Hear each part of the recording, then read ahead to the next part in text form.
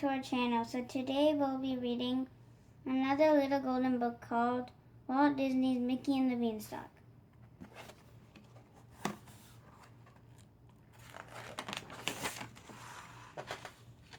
Far, far away, where the trees were greener than the prettiest green and the sky was bluer than the brightest blue, there was a place called Happy Valley. In Happy Valley, the brooks babbled, the birds sang, and everyone smiled all day long. The farmers whistled and hummed as they did their chores. Children sang as they skipped to school. In Happy Valley, every day was a happy day.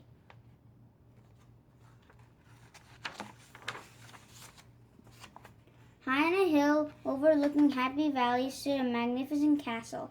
In the castle was the golden harp, who sang all day and cast a magic spell of happiness over the land. But one day, a terrible thing happened in Happy Valley. Someone stole the golden harp from the castle, and the magic spell of happiness was gone. The birds stopped singing, the brooks stopped babbling, the crops stopped growing, the cows stopped giving milk, and the people of Happy Valley grew sad and hungry. "We must do something," said Farmer Donald. "We'll starve if we don't," added Farmer Goofy. "I know," said Farmer Mickey. "We'll sell Boozy the cow and buy some food."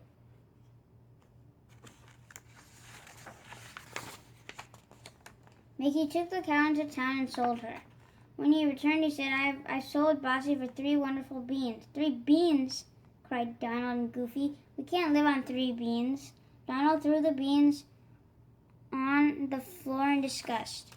But they're magic beans," said Mickey as he sadly watched the beans roll through a crack in the floor. But Goofy and Donald didn't pay attention to what Mickey was saying. They were too tired and hungry to listen.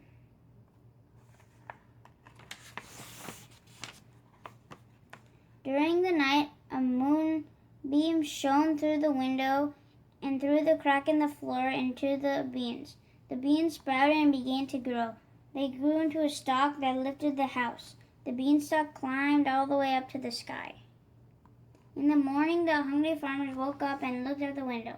To their surprise, Happy Valley was gone. All they could see from the window was a tremendous castle. "Let's go," said Mickey. "Whoever lives in that big castle must have plenty of food to share."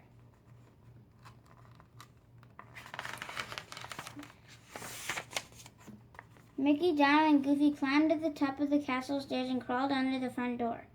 On an enormous table, they saw huge platters of food. Mammoth pitchers of fresh cold milk waited for them. And the farmers quickly climbed on the table and ate, drank, and laughed merrily. As they were finishing their meal, a tiny voice called out to them.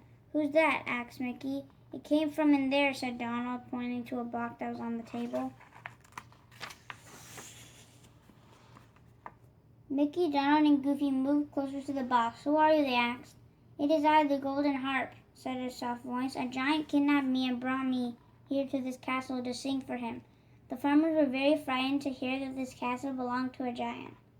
They were so frightened that they almost ran away. "Wait!" cried Mickey suddenly. "We can't leave without the golden harp." "You're right," said Goofy bravely. "We have to rescue her and save Happy Valley."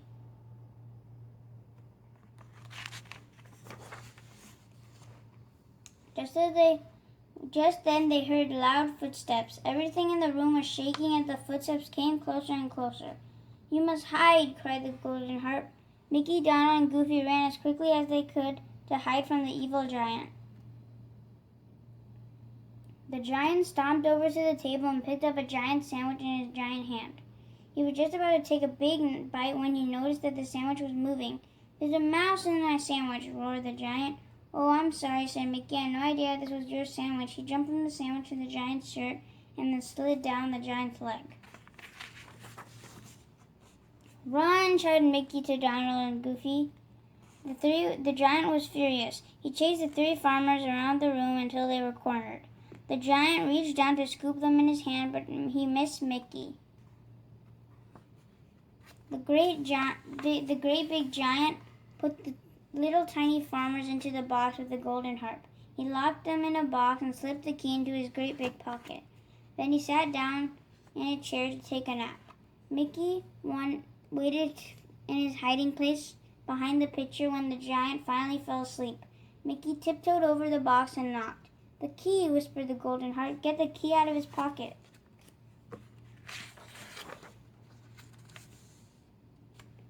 Mickey hurried over to the sleeping giant very slowly and carefully. He pulled the key out of the giant's pocket. The giant mumbled something and stirred, but he did not wake up. Mickey tiptoed back to the box and unlocked it. Goofy and Donald climbed out and then quickly lifted out the golden harp. The four were very quiet as they made their way to the front door. Just as they were sneaking past the giant, he opened one eye and let out a giant roar.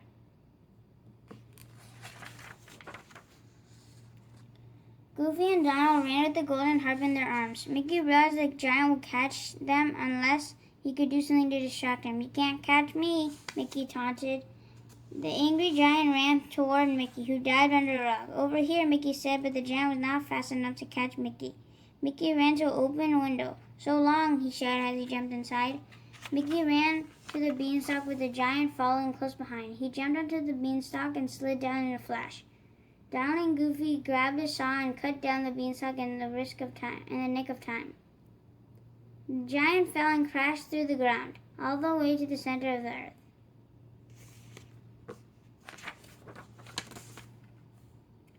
The farmers took the golden harp back to her castle to sing, and from that time on, Happy Valley was happy once again, and the happiest of all were the three brave farmers, Mickey, Donald, and Goofy. Hope you guys enjoyed Disney's Mickey and the Beanstalk. Stay tuned for more book reads coming soon. Take care, be happy, stay healthy, and make sure you're reading. Take care, guys. Bye. Bye.